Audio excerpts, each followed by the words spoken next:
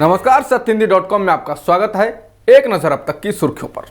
महंगाई व पेट्रोल और डीजल की लगातार बढ़ती कीमतों के खिलाफ कांग्रेस ने राष्ट्रव्यापी प्रदर्शन शुरू कर दिया है। कांग्रेस के पूर्व अध्यक्ष राहुल गांधी नई दिल्ली में संसद भवन के बाहर स्थित विजय चौक पर कांग्रेस सांसदों के साथ धरने पर बैठ गए। कांग्रेस सांसदों ने मांग की कि पेट्रोल डीजल की बड़ी कीमतों को वापस लिया जाए। उनके साथ धरने में लोकसभा में कांग्रेस संसदीय दल के नेता अधीर रंजन चौधरी, कांग्रेस महासचिव के.सी. वेणुगोपाल, राज्यसभा में विपक्ष के नेता मल्लिकार्जुन खड़गे सहित तमाम नेता शामिल रहे। कांग्रेस सांसदों ने हाथों में प्लेकार्ड लिए हुए हैं जिनमें लिखा है कि चुनाव खत्म और लूट चालू। कांग्रेस ने कहा कि महंगाई मुक्त भारत अभियान की शुरुआत हो गई है और लोग इस अभियान में उसके साथ हैं। कांग्रेस ने कहा कि लोग अपनी मेहनत की कमाई को बचाने के लिए लड़ाई लड़ें। पेट्रोल की बढ़ती कीमतों को लेकर कांग्रेस नेता राहुल गांधी ने मोदी सरकार को घेरा है। राहुल ने ट्वीट कर पड़ोसी देशों में पेट्रोल की कीमतों को बताया, साथ ही भारत में पेट्रोल की कीमतों से उसकी तुलना की। राहुल ने लिखा है, भारतीय रुपए में पेट्रोल के दाम अफगानिस्तान में 66 रुपये 99 पैसे प्रति लीटर, पाकिस्तान में 62 रुपये 38 पैसे, श्रीलंका में 72 रुपये 96 पैसे, बांग्लादेश में 78 रुपये 53 पैसे, भूटान में 86 रुपये 28 पैसे प्रति लीटर, नेपाल में 97 रुपये से कुछ अधिक और भारत में सबसे अधिक 101 रुपये 81 पैसे। इसके साथ ही राहुल ने लिखा, प्रश्न पूछो फकीर से, कैमरा पर बांटे ज्ञान, जुमलों से भरा झोला लेकर लूटे हिंदुस्तान। पेट्रोल और डीजल की कीमतों में बढ़ोतरी रुकने का नाम नहीं ले रही है। गुरुवार को एक बार फिर दिल्ली में पेट्रोल और डीजल के दामों में 80 पैसे प्रति लीटर की बढ़ोतरी हुई है। बीते 10 दिन में पेट्रोल और डीजल के दाम 9 बार बढ़ चुके हैं। इस दौरान कीमतों में 6 रुपये 40 पैसे प्रति लीटर की बढ़ोतरी की जा चुकी है। इस बढ़ोतरी के बाद दिल्ली में पेट्रोल की कीमत 101 रुपये 81 पैसे प्रति लीटर और डीजल की कीमत 93 रुपये से ज्यादा हो गई है। मुंबई में पेट्रोल और डीजल में 84 पैसे प्रति लीटर की बढ़ोतरी हुई है और उसके बाद यहां पेट्रोल की कीमत 116 रुपये 72 पैसे प्रति लीटर हो चुकी है और डीजल की कीमत 100 रुपये 94 पैसे प्रति लीटर हो गई है। क्या महाराष्ट्र की महाविकास आघाड़ी सरकार में शामिल एनसीपी बीजेपी को लेकर नरम है? द इंडियन एक्सप्रेस के मुताबिक मुख्यमंत्री उद्धव ठाकरे ने एनसीपी के प्रमुख शरद पवार के साथ मुलाकात में इस मुद्दे को उठाया है कि एनसीपी का रुख बीजेपी के प्रति नरम है। ठाकरे ने कहा कि जब महाविकास आघाड़ी के नेता केंद्रीय एजेंसियों के टारगेट पर हैं, उसके बाद भी एनसीपी मुखर नहीं है। शिवसेना ने ऐसे कुछ मौकों का ब्यौरा भी दिया है जहां पर एनसीपी बीजेपी के खिलाफ बैकफुट पर दिखाई दी है। इन मौकों का ब्यौरा जो दिया है उसमें पहला 13 मार्च को जब मुंबई पुलिस ने पूर्व मुख्यमंत्री देवेंद्र फडणवीस को साइबर विंग के सामने बुलाए जाने का अपना फैसला बदला तो शिवसेना इसे लेकर खुश नहीं थी, क्योंकि गृह मंत्रालय एनसीपी के पास है। दूसरा, जब एनसीपी के नेता नवाब मलिक को ईडी ने पिछले महीने गिरफ्तार किया, इसके बाद बीजेपी और शिवसेना के बीच में जमकर जुबानी जंग हुई, जबकि उप मुख्यमंत्री अजित पवार ने मीडिया से कहा कि इस वक्त दोनों पक्षों को शांत रहना चाहिए और चीजों को बेकाबू होने से रोकना चाहिए। और तीसरा, बीते साल जब बीजेपी के 12 विधायकों को विधानसभा से 1 साल के लिए निलंबित कर दिया गया था, तब भी अजित पवार ने कहा था कि विधायकों को उनके खराब व्यवहार के लिए कुछ घंटों या 1 दिन के लिए निलंबित किया जा सकता है, न कि पूरे साल भर के लिए। इसी प्रकार से और भी ब्यौरे दिए गए हैं। द इंडियन एक्सप्रेस के मुताबिक शिवसेना के एक आला नेता ने कहा कि केवल शिवसेना ही लड़ाई लड़ रही है। शिवसेना के कार्यकर्ता फ्रंट फुट पर हैं, जबकि एनसीपी बैक फुट पर दिखाई देती है। शिवसेना नेता ने कहा कि एनसीपी बीजेपी के खिलाफ उस तरह से मुखर नहीं है जिस तरह उसे होना चाहिए। सुप्रीम कोर्ट ने आज तमिलनाडु के वन्नियार समुदाय के लिए घोषित 10.5% आरक्षण असंवैधानिक घोषित कर दिया है।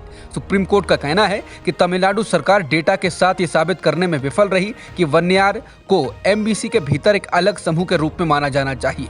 एमबीसी कोटे के भीतर 10.5% कोटा प्रदान करने का कोई आधार नहीं है। दिल्ली पुलिस ने गुरुवार को दिल्ली के मुख्यमंत्री अरविंद केजरीवाल के घर कल हुई तोड़फोड़ की घटना के आरोप में 8 लोगों को गिरफ्तार किया है। पुलिस कुछ और लोगों की तलाश कर रही है। पुलिस की 6 टीमें छापेमारी में लगी हैं। बताया गया है कि सीएम के घर के आसपास के सीसीटीवी कैमरे तोड़ दिए गए थे और सीएम के घर के चारों ओर सुरक्षा घेरा भी तोड़ा गया था। ऐसा बीजेपी के कार्यकर्ताओं ने बीजेपी सांसद तेजस्वी सूर्या के नेतृत्व में किया। वो विधानसभा में कश्मीर फाइल्स को लेकर केजरीवाल के बयान के खिलाफ विरोध प्रदर्शन कर रहे थे। तोड़फोड़ और प्रदर्शन के बाद आम आदमी पार्टी की ओर से कहा गया कि बीजेपी केजरीवाल की हत्या कराना चाहती है। गुर्जर आरक्षण आंदोलन के शीर्ष नेता रहे रिटायर्ड कर्नल किरोड़ी सिंह बैंसला का गुरुवार को निधन हो गया। वो 85 वर्ष के थे। उनके बेटे विजय ने मीडिया से इसकी पुष्टि की है। विजय ने कहा कि उन्होंने सुबह लगभग 5:30 बजे पानी मांगा और सो गए। उसके बाद वो नहीं उठे। अस्पताल ले जाने पर उन्हें मृत घोषित कर दिया गया। बता दें 2008 में बैंसला ने गुर्जर समुदाय को अनुसूचित जाति में शामिल करने और उनको आरक्षण देने की मांग के साथ बड़े पैमाने पर आंदोलन का नेतृत्व किया था। इस मांग को पूरा करने के लिए उन्होंने राजस्थान में रेल और सड़कों को जाम करा दिया था। अमेरिका और ऑस्ट्रेलिया ने एक रूसी प्रस्ताव पर विचार करने के लिए भारत की आलोचना की है, जो कि अमेरिका और उसके सहयोगियों द्वारा लगाए गए प्रतिबंधों को कमजोर करेगा। ब्लूमबर्ग के हवाले से छपी खबर के अनुसार अमेरिकी वाणिज्य सचिव जीना रायमोंडो ने बुधवार को कहा कि अब इतिहास के सही ओर खड़े होने के साथ साथ अमेरिका और दर्जनों अन्य देशों के साथ खड़े होने का वक्त है। यूक्रेनी लोगों के साथ लोकतंत्र और संप्रभुता के साथ खड़े होने का समय है, न कि राष्ट्रपति पुतिन के युद्ध को वित्त पोषण देने और सहायता देने का। उन्होंने रूस के प्रस्ताव पर भारत के रुख को गहरा निराशाजनक बताया। इसके अलावा ऑस्ट्रेलिया के व्यापार मंत्री डैन तेहान ने कहा कि लोकतंत्र के लिए यह जरूरी है कि एक साथ काम किया जाए। यूक्रेन ने बुधवार को एक बार फिर भारत से उम्मीद जताई कि वो रूस के साथ अपने प्रभाव का इस्तेमाल करे। एनडीटीवी से बात करते हुए जब यूक्रेन के विदेश मंत्री दिमित्री कुलेबा से पूछा गया कि क्या वो प्रधानमंत्री नरेंद्र मोदी को यूक्रेन के राष्ट्रपति वोलोदिमीर जेलेंस्की और राष्ट्रपति पुतिन के बीच मध्यस्थ के रूप में देखते हैं, इस पर कुलेबा ने कहा कि अगर प्रधानमंत्री मोदी उस भूमिका को निभाने के इच्छुक हैं तो हम उनके प्रयासों का स्वागत करेंगे। उन्होंने कहा कि यूक्रेन भारतीय उत्पादों का एक विश्वसनीय ग्राहक रहा है। उन्होंने कहा कि हम आपसे अनुरोध करते हैं कि रूस के साथ भारत अपने संबंधों का लाभ उठाए और राष्ट्रपति पुतिन को युद्ध रोकने के लिए मनाए। व्हाइट हाउस और यूरोपीय अधिकारियों ने कहा कि रूसी राष्ट्रपति व्लादिमीर पुतिन को उनके सलाहकारों ने युद्ध को लेकर गुमराह किया है। व्हाइट हाउस की ओर से कहा गया है कि पुतिन के सलाहकारों ने डर के कारण उन्हें नहीं बताया कि यूक्रेन में युद्ध कितना खराब चल रहा है और पश्चिमी प्रतिबंध कितने हानिकारक हैं।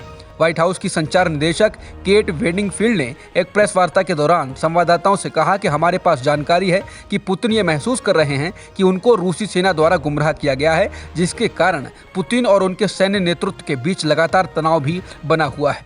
बता दें 24 फरवरी के बाद रूस द्वारा यूक्रेन पर हमला किए जाने के बाद रूस की सेना को यूक्रेन द्वारा कई मोर्चों पर रोका जा चुका है। पाकिस्तान की इमरान खान सरकार पर संकट मंडरा रहा है। इस बीच आज सदन में सरकार के खिलाफ अविश्वास प्रस्ताव पर चर्चा होगी। चर्चा शाम 4 बजे से शुरू होगी। बता दें इमरान खान की सरकार के खिलाफ विपक्ष अविश्वास प्रस्ताव लेकर आया है। इमरान खान के सहयोगी दलों और खुद की पार्टी के सांसदों के बागी होने के बाद कहा जा रहा है कि इमरान की सरकार अल्पमत में है। रिपोर्ट के मुताबिक अभी इमरान खान सरकार के पास केवल 140 सांसद ही बचे हैं, जबकि विपक्ष के पास 196 सांसद हो चुके हैं और नेशनल असेंबली में अविश्वास प्रस्ताव पारित कराने के लिए 172 सांसदों का ही समर्थन जरूरी है। अब तक की खबरों में इतना ही। बाकी खबरों के लिए बने रहिए सत्यहिंदी.com के साथ।